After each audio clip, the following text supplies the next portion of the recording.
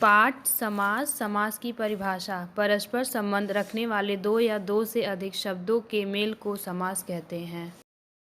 जैसे देश धन भक्त देशभक्त, यश धन प्राप्त यश प्राप्त, राजा धन पुत्र राजपुत्र।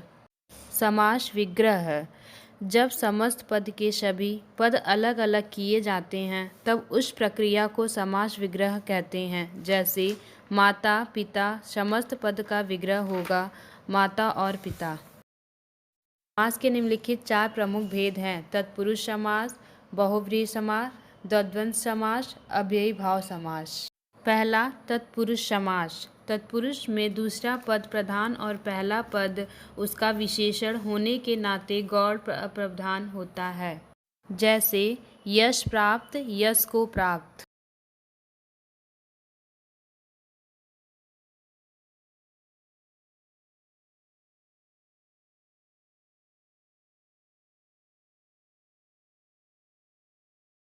तत्पुरुष समास के उपभेद। तत्पुरुष समास के 2 उपभेद होते हैं। पहला, कर्मधारय समास, दूसरा द्विगु समास।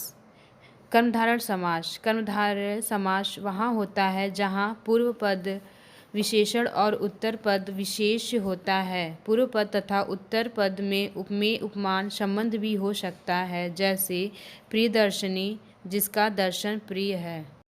दूसरा, द्विगु समास। जहाँ समस्त पद का पहला पद संख्यावाचक अथवा परिणामवाचक विशेषण होता है वहाँ द्विगु समास होता है। जैसे नवग्रह, नवग्रहों का समाहार।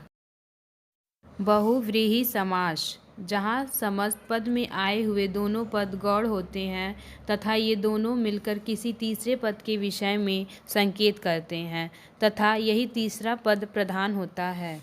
उदाहरण, अष्टभुजा, 8 भुजा है जिसकी अर्थात दुर्गा।